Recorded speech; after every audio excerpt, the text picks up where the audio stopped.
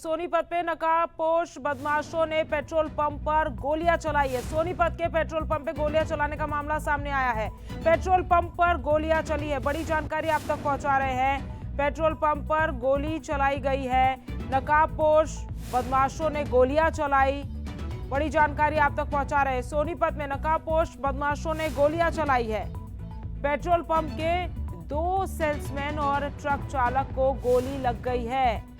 नकदी लूटकर बदमाश फरार हो गए। तो देखिए, सोनीपत के पेट्रोल पंप पे नकाबपोश बदमाश पहुंचे, गोलियां चलाई और लूटपाट की वारदात को अंजाम दिया। पूरी वारदात सीसीटीवी कैमरे में कैद हो गई। पेट्रोल पंप पर गोलियां चली है, एक ट्रक ड्राइवर को और 2 सेल्समैन को गोली लगने की खबर सामने आई। और इसी खबर पर ज्यादा जानकारी के लिए सनी मलिक हमारे सहयोगी फोन लाइन पर हमारे साथ जुड़ गए हैं। सनी, ये कब की वारदात है और ये क्या कुछ हुआ है यहाँ पर, पूरी अपडेट क्या है इस पूरे मामले की?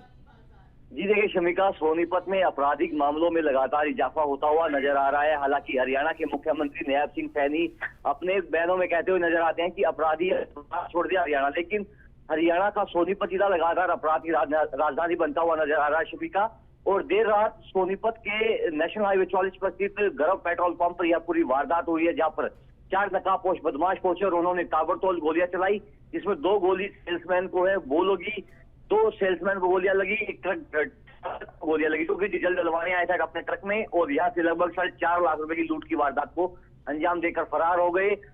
पेट्रोल पंप एसोसिएशन ने चेतावनी दी है कि अगर 24 घंटे में इस वारदात को अंजाम देने वाले अपराधियों को नहीं पकड़ा गया तो हरियाणा के सभी पेट्रोल पंप है वो अनिश्चितकालीन तक बंद कर दिए जाएंगे। तो हम कह सकते हैं कि सोनीपत पुलिस की नींद है वो उड़ी हुई है। एक नहीं, 2 नहीं, लगातार वारदातों को अंजाम है वो अपराधी हैं वो दे रहे हैं और पुलिस के हाथ खाली नजर आ रहे हैं। जी शमिका,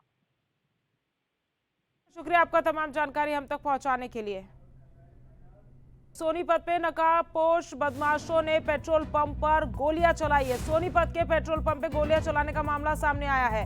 पेट्रोल पंप पर गोलियां चली है, बड़ी जानकारी आप तक पहुंचा रहे हैं। पेट्रोल पंप पर गोली चलाई गई है, नकाबपोश बदमाशों ने गोलियां चलाई, बड़ी जानकारी आप तक पहुंचा रहे हैं। सोनीपत में नकाबपोश बदमाशों ने गोलियां चलाई है।